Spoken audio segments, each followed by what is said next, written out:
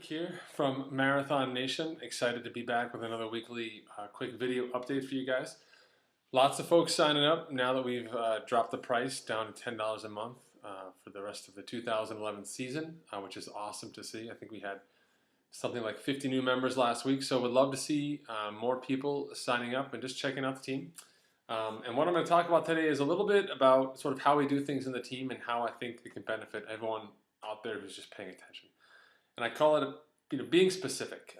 So a lot of people have goals. They understand where they are now, somewhat, and they understand where they want to be. So they're, for example, very simple example would be, I haven't qualified for Boston, but I want to qualify for Boston. Qualifying for Boston in my age group is 340, make it up.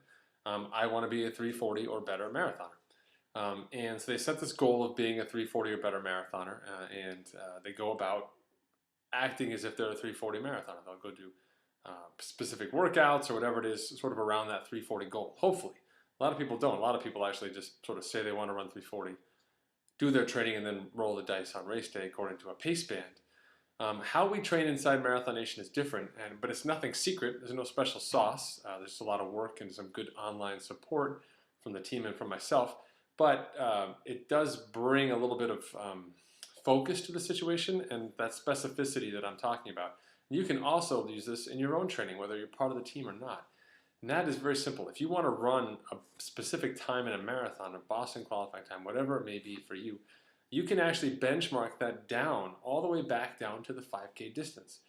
In other words, we can determine based on your 5K time, roughly within a couple minutes, give or take on a good day, what your marathon time will be.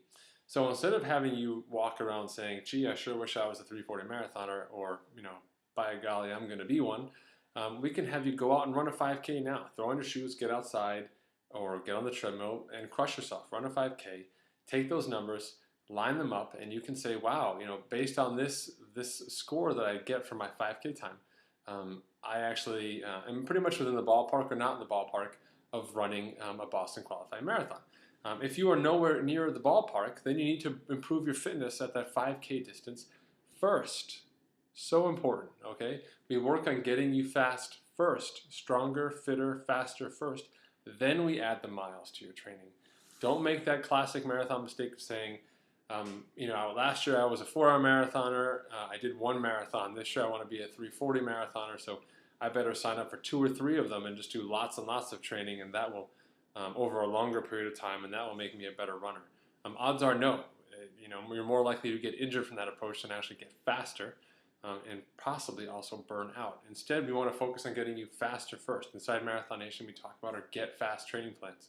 These are 8-week training plans where our people step away from the half or the full marathon distance and actually do some really quality intensity and speed work, improve their score for that 5K, and then bring that up to the full distance as well. And that process, stepping away from the volume, building the speed and the strength, bringing that back to the volume, has a huge impact on your ability to cycle up for a marathon and to race that marathon well.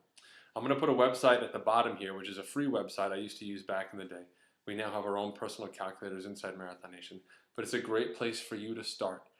It's a resource that will allow you to take that 5K score and then extrapolate it out to a marathon. Understanding, of course, there's a bit of a fade from the 5K to the marathon by a couple minutes, but it will give you a ballpark number. So before you sign up for that next marathon with a fairy tale, pie in the sky kind of dream, instead take that 5K test, determine where you are, set an objective metric to get better based on that number. If it says you can run a 4, then go out and try and run a 355.